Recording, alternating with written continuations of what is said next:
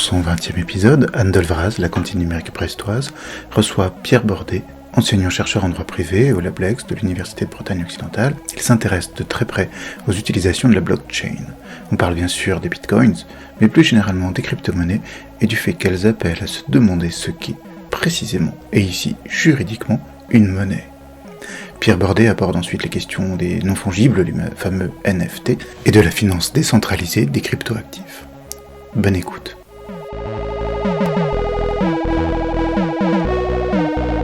Pierre Bordet, bonjour. Bonjour. Vous êtes enseignant-chercheur en droit privé à l'UBO, au Lablex. Absolument. Et vous vous intéressez, entre autres, aux questions des crypto-monnaies, des chaînes de blocs, des crypto-actifs. Qu'est-ce qui amène un juriste à se pencher sur cette question qu'est-ce qui vous a conduit en fait à ce sujet-là ? Alors initialement, ce n'est pas en tant que juriste que je me suis intéressé à ces thématiques, c'était en tant que citoyen, ou on pourrait même dire spéculateur, c'est-à-dire que en 2017, il y a eu la troisième explosion spéculative du Bitcoin, où le Bitcoin est monté jusqu'à $20,000, ce qui nous semble bien lointain aujourd'hui vu qu'il a atteint les 67 000, mais à l'époque, c'était... et donc, comme beaucoup de monde, à l'été 2017, j'ai vu la montée arriver.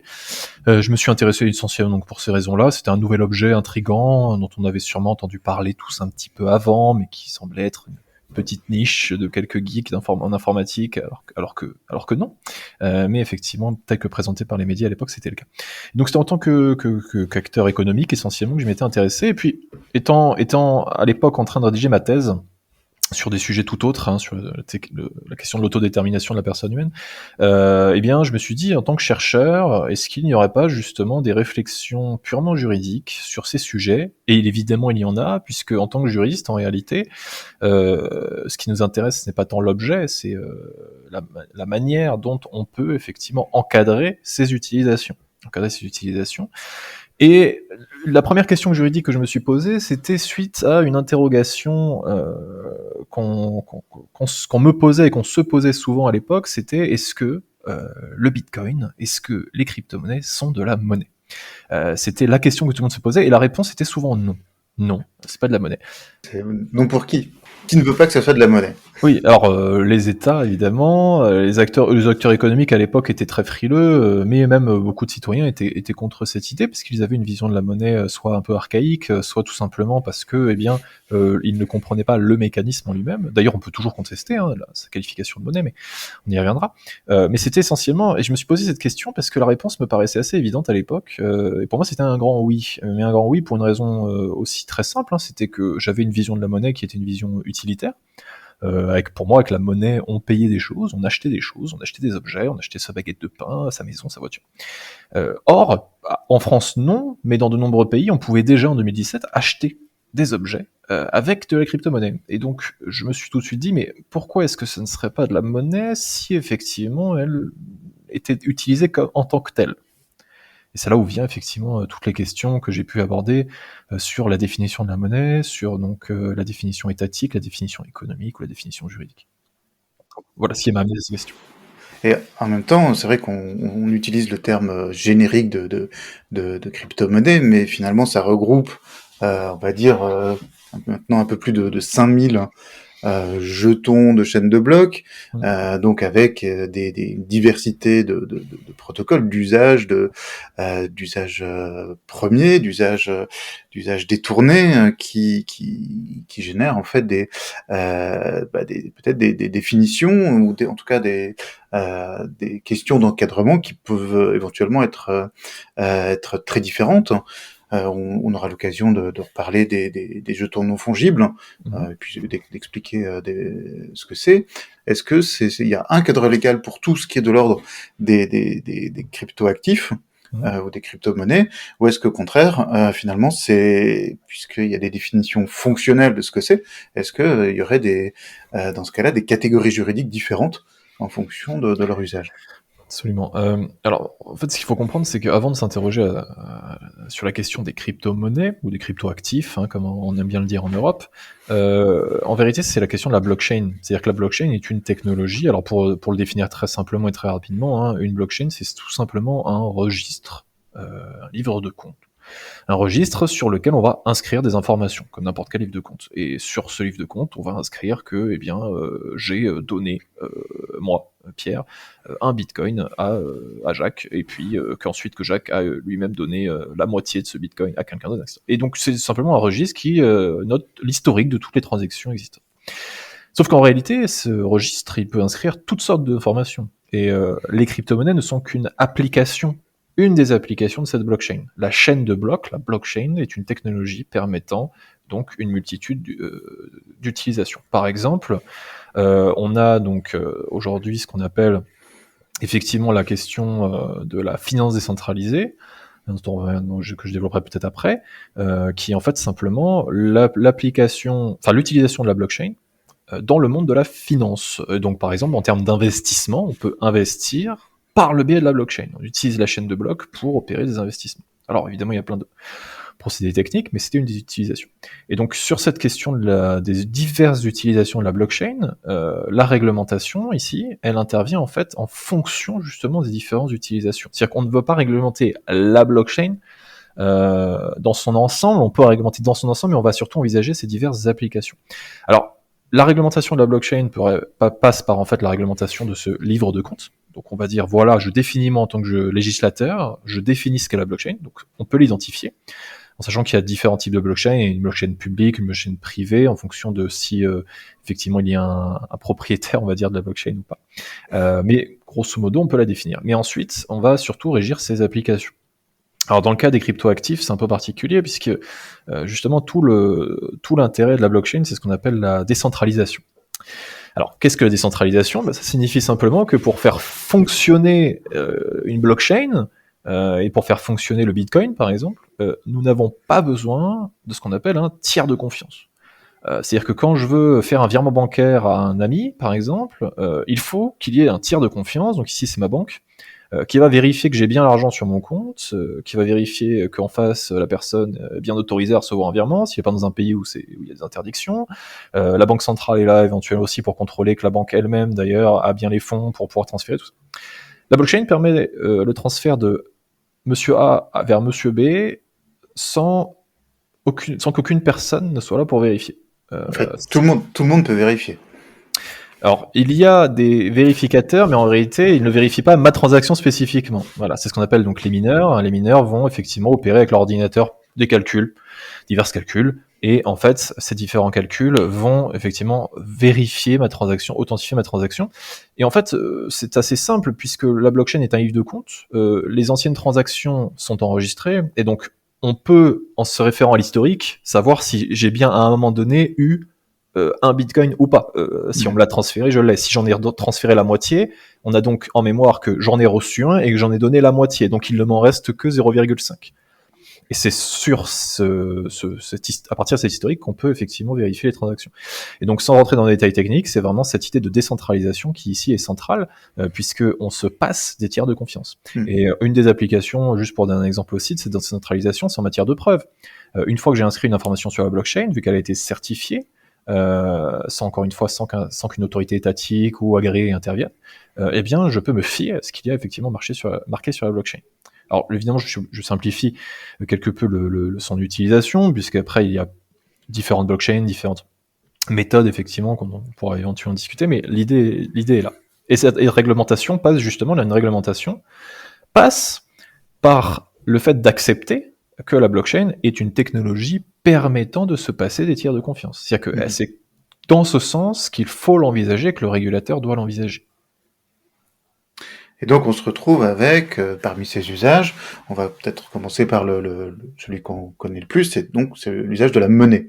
Oui. Et donc dans vos travaux, vous montrez que cette technologie, donc ce qui permet d'avoir de décentraliser l'autorité, amène à se reposer la question, ou à poser la question, y a-t-il une définition suffisante, ou en tout cas qui satisfaisante actuellement de la monnaie, quand elle est bousculée par le fait de ne plus être une monnaie aussi étatique qu'elle a pu l'être. Absolument. Alors la monnaie traditionnellement, on pense effectivement, je vais essayer de donner une définition, la définition auquel tout le monde peut penser, c'est les pièces et les billets. C'est-à-dire que le citoyen lambda, quand on lui parle de la monnaie, va directement penser aux pièces et aux billets. Même si on les utilise de moins en moins. Exactement, c'est-à-dire plus de 90% de la masse monétaire, c'est la monnaie électronique sur nos comptes en banque, des 0 et des 1 sur des ordinateurs qui nous affichent le solde de notre compte. Voilà. En sachant que, et donc cette représentation de la monnaie déjà est erronée, c'est-à-dire que la monnaie ce n'est pas les pièces et les pièces et les billets, il faut le voir comme un vecteur, c'est-à-dire que c'est une représentation physique d'une valeur, de la valeur, donc un billet de 10 euros, ça représente 10 unités de ce qu'on appelle euros, et à l'instant T, ça me permet d'acheter 10 baguettes de pain, voilà, 1 euro, tout simplement. Sauf que la monnaie, en réalité, c'est un peu plus compliqué que ça, et il se trouve que les crypto-monnaies posent justement des difficultés dans la définition, à 2 égards.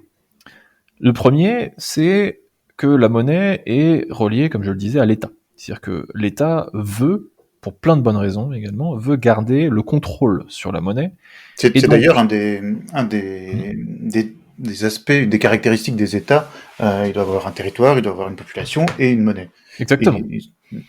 Tout à fait. C'est partie effectivement des caractéristiques. Enfin, on envisage souvent l'État, la monnaie comme une des caractéristiques de l'État, ou en tout cas, au regard des pouvoirs régaliens, la monnaie fait partie effectivement de ces objets que l'État doit contrôler.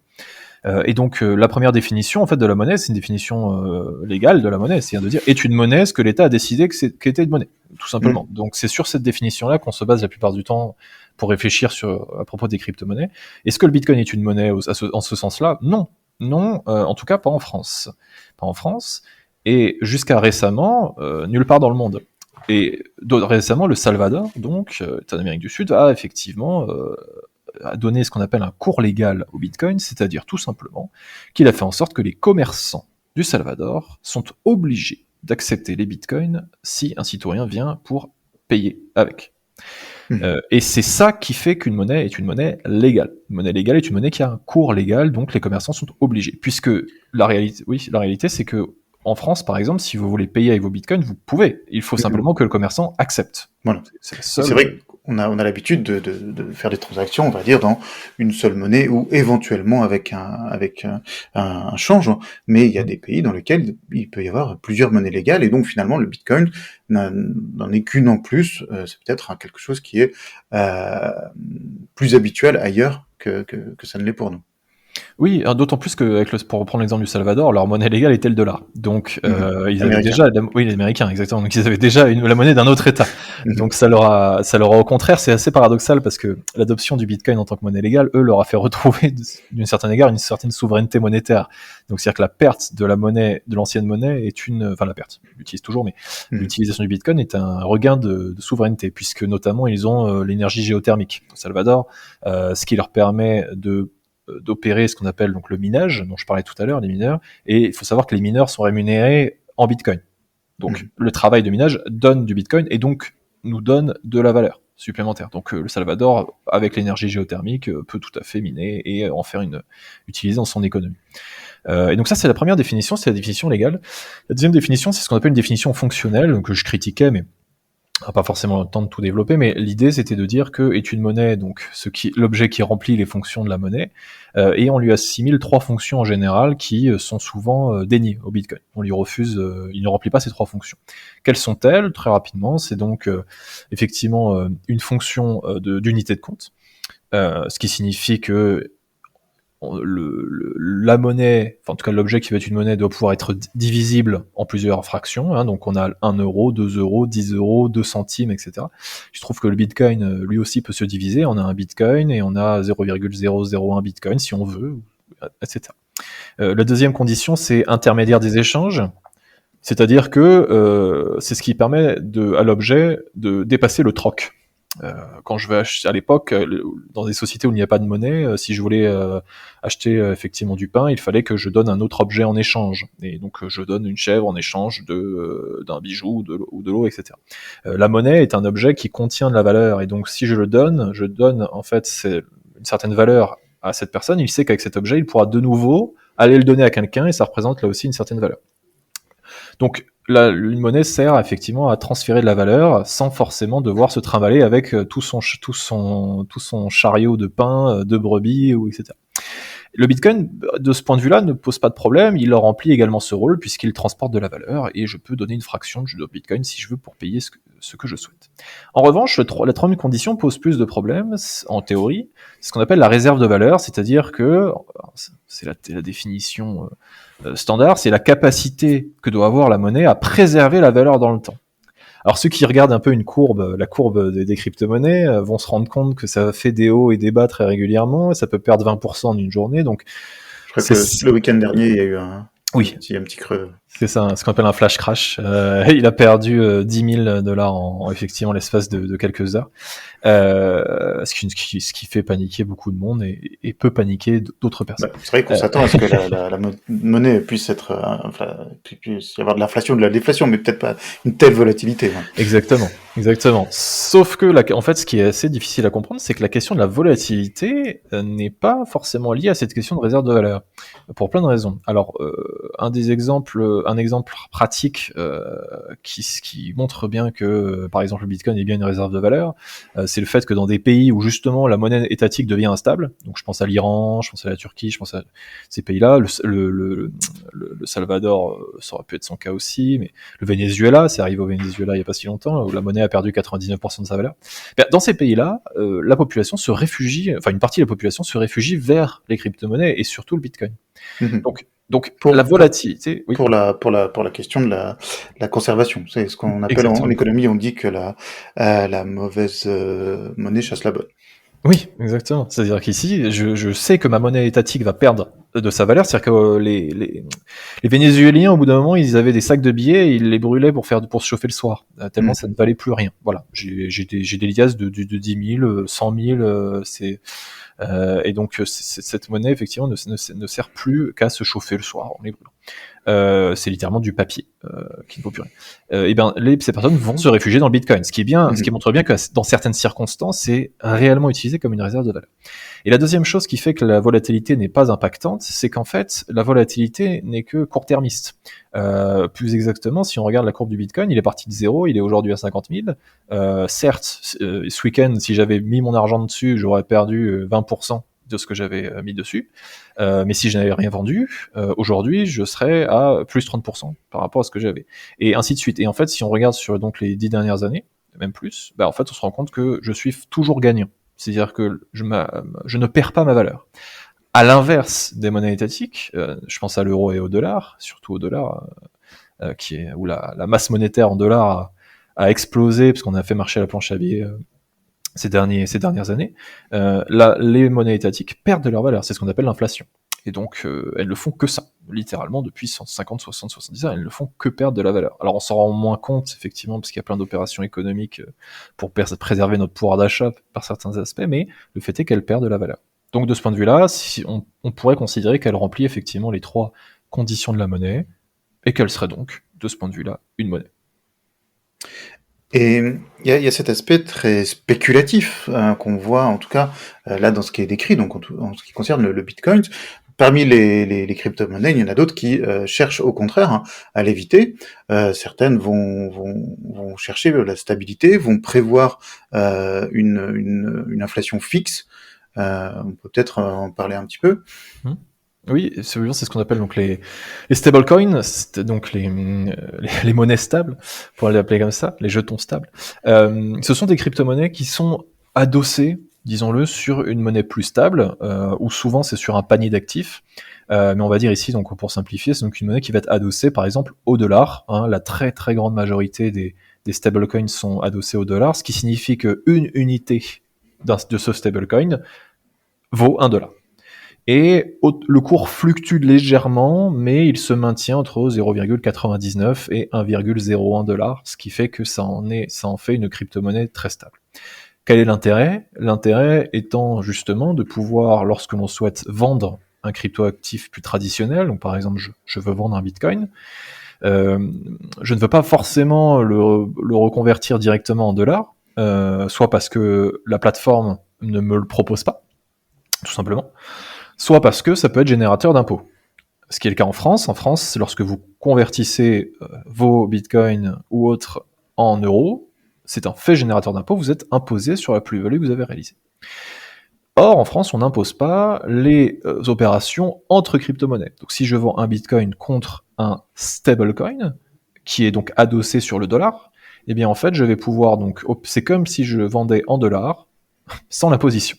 C'est quand même certains aspects plus pratiques. Également, ça me permet donc de conserver ma valeur dans le temps, en dollars, ce qui peut être effectivement une bonne chose, lorsque la volatilité à court terme, comme je l'ai expliqué, effectivement est défavorable. C'est-à-dire que quand on sent le vent tourner, en quelque sorte, il vaut mieux se convertir en stablecoin et attendre que la tempête soit passée.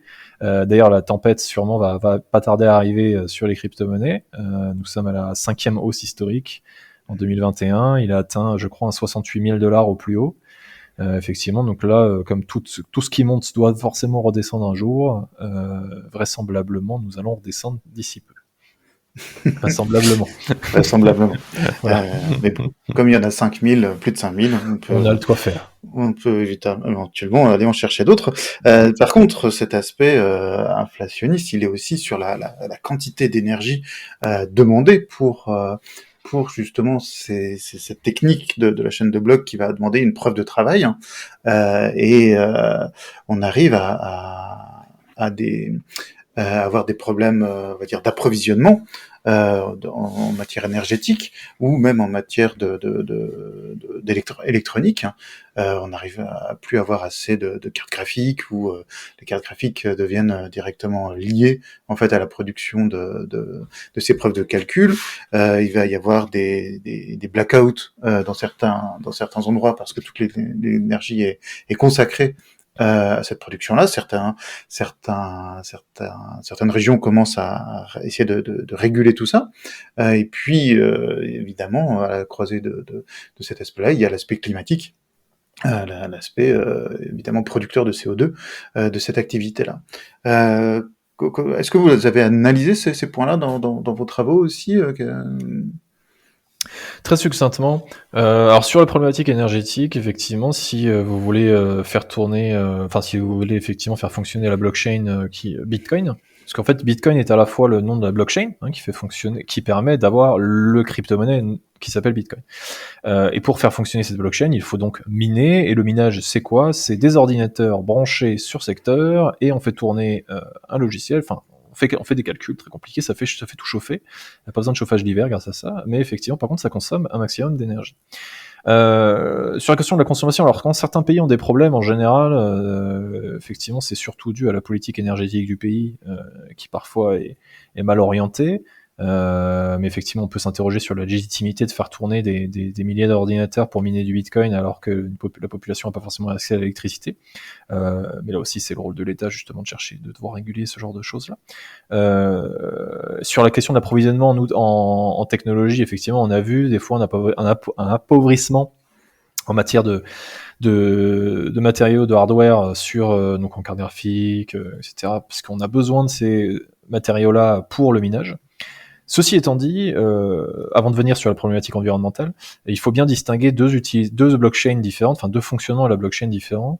Le premier, c'est ce qu'on appelle donc le proof of work, c'est-à-dire donc la preuve de travail, qui fonctionne grâce au minage. Donc je fais tourner ma machine, qui va faire plein de calculs compliqués, ou pas d'ailleurs, et qui va permettre de vérifier les transactions, de sécuriser le réseau.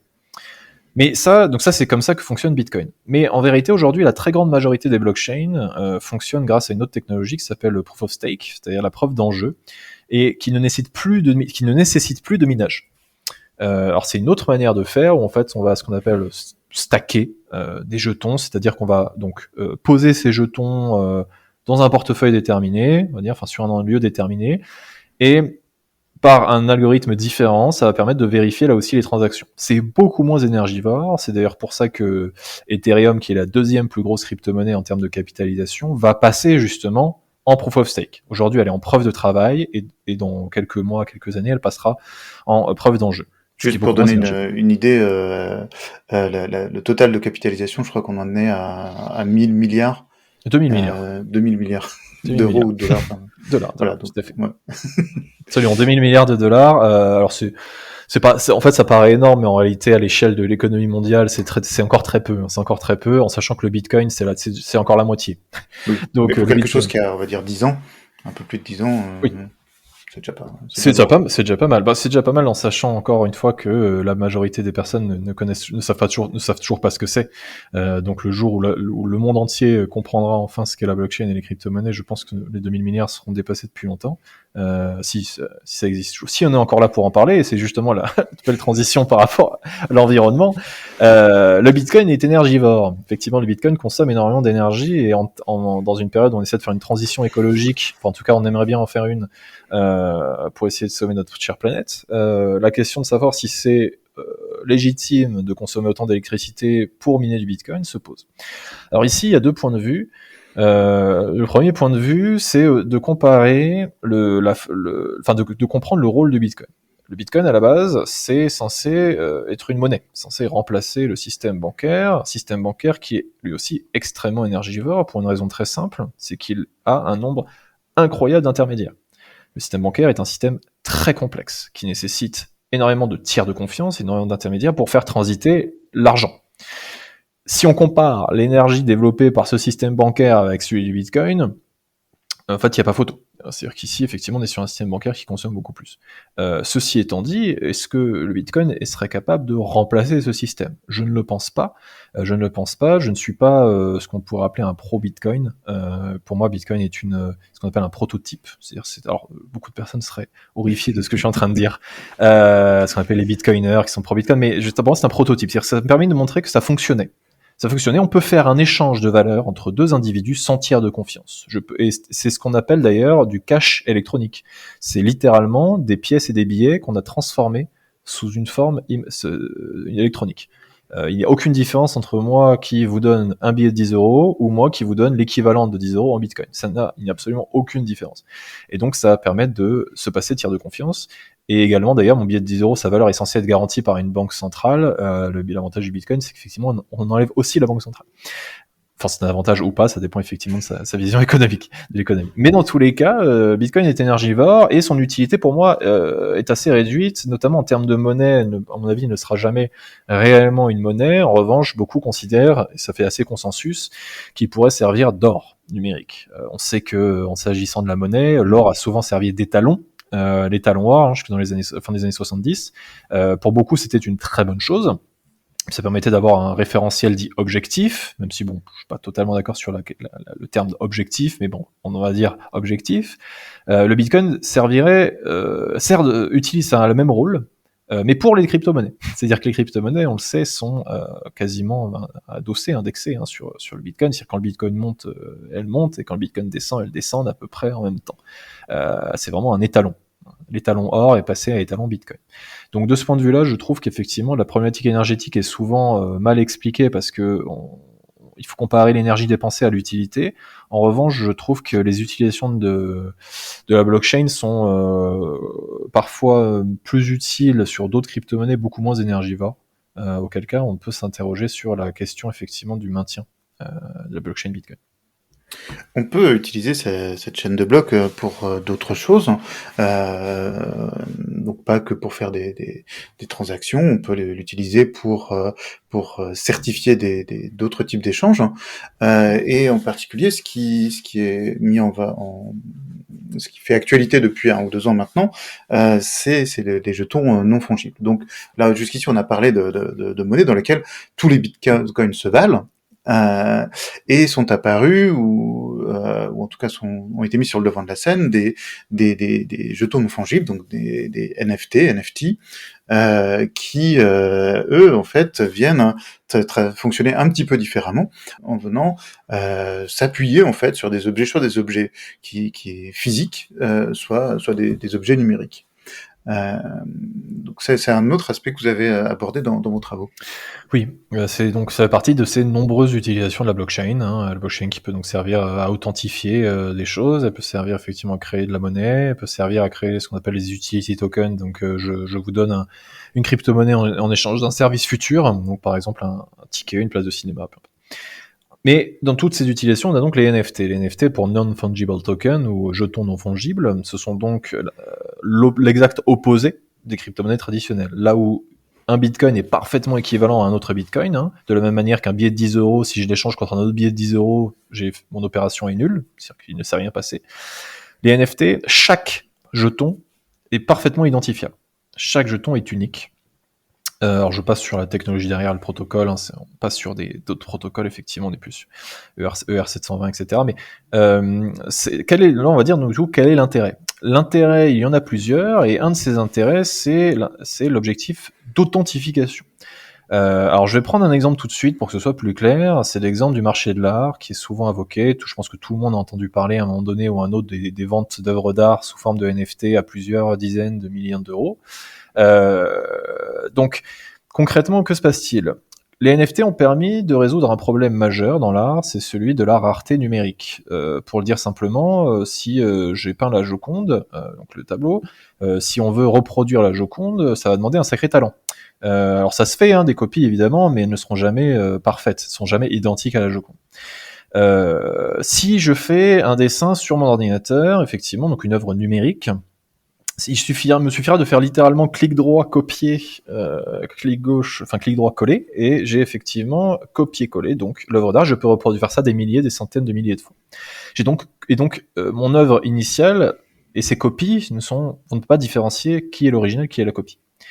Donc la valeur d'une œuvre d'art numérique était quand même assez difficile à estimer puisqu'on pouvait faire autant de copies qu'on le souhaitait. Les NFT permettent d'identifier précisément une des copies. Et donc de dire c'est cette copie-là qui est l'original, entre guillemets. Et pour ce faire, on utilise le principe justement de la blockchain, qui est ce livre de compte, hein, ce registre. Que va-t-il se passer ? Très concrètement, eh bien, je vais marquer dans ma blockchain que telle image, avec telle caractéristique, tel nom, appartient peut-être à un tel ou un tel, mais c'est même pas une obligation. Et je vais, dans ce livre de genre, ce registre, je vais en remettre l'URL du serveur sur lequel se trouve mon œuvre, mon dessin, par exemple. Et donc, je sais que c'est bien celui-ci, ce dessin-là, cette œuvre-là, qui est bien l'original. Et donc, c'est une des utilisations des NFT qui permettent donc d'authentifier. Et cet NFT est unique, il n'en existe aucun autre. Et donc, le propriétaire de ce NFT sera donc le propriétaire de l'œuvre d'art. Et ça permet par exemple des choses très pratiques comme le fait que, eh bien, je peux programmer dans ce NFT le fait que dès que le NFT sera vendu, et donc dès que l'œuvre d'art sera vendue, je perçois un pourcentage par exemple, eh bien, du prix de vente. Ce qui se fait déjà, éventuellement dans le monde de l'art, mais ici ça peut être automatisé grâce à la blockchain. D'ailleurs, ça me fait penser qu'effectivement la blockchain, une des utilités qu'on n'a pas mentionnées, c'était l'automatisation, mais on aura peut-être l'occasion d'y revenir. Autre usage dont vous avez parlé, c'est celui de la finance. Comment ça marche ? Il y avait besoin on a besoin finalement de marchés boursiers, on a besoin de personnes d'autorité des marchés boursiers. C'est ceux qui permettent d'éviter que ça d'éviter les crises financières. Les crises financières. Oui. Bon, ça marche pas à tous les coups. Ça marche pas très bien. Ouais, la prochaine va bientôt arriver. Oui. Mais bon. Et donc, pourquoi est-ce qu'on a besoin aussi de la blockchain pour la finance ? Eh bien, en fait, c'est assez simple à comprendre, c'est que quelle que soit l'utilisation que l'on fait de la blockchain, les avantages sont toujours les mêmes. C'est-à-dire une décentralisation, si on la souhaite, c'est pas toujours souhaité, pas toujours souhaitable et pas toujours fonctionnel, mais si on la souhaite, on est décentralisé, donc on n'a pas une autorité qui contrôle tout. L'automatisation, dont on a très peu parlé, mais en fait, c'est le fait qu'avec la blockchain, on peut tout automatiser. Donc, par exemple, un exemple que j'aime bien, c'est celui où vous prenez votre billet d'avion. Vous savez, si jamais vous ratez votre avion, c'est des problèmes. Après, pour le remboursement, etc., c'est pas toujours facile.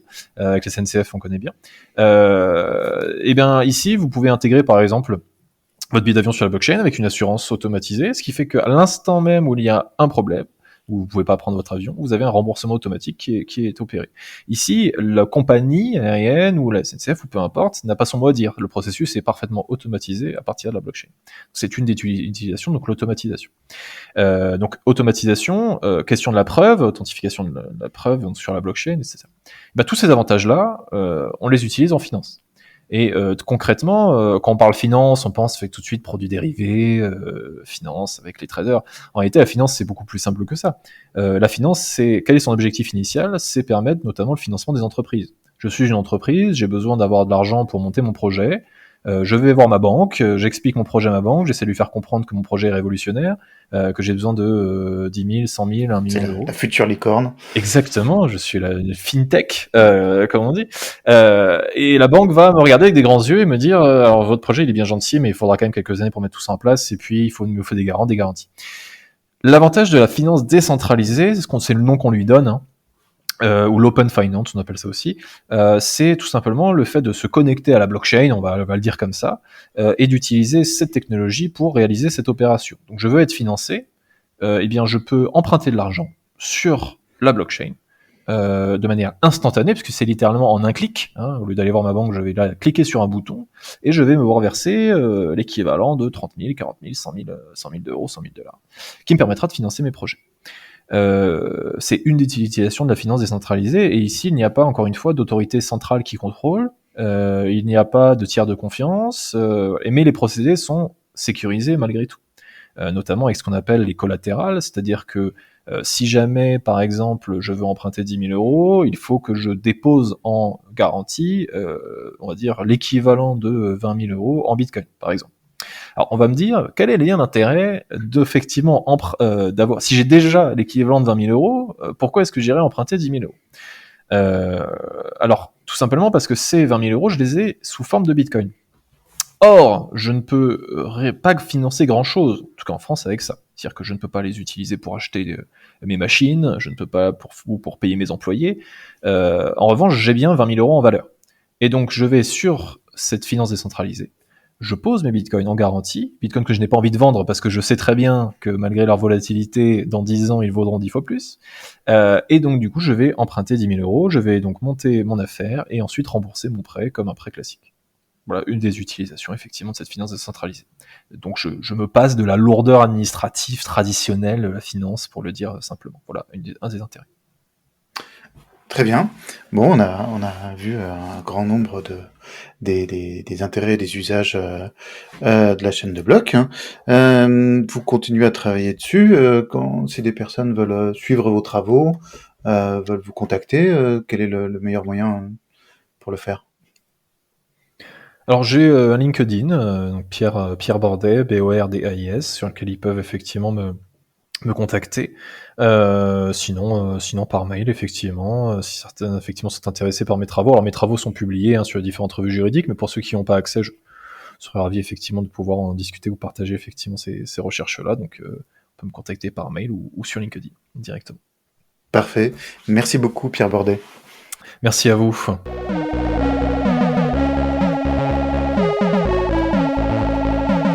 Voilà, l'entretien est terminé.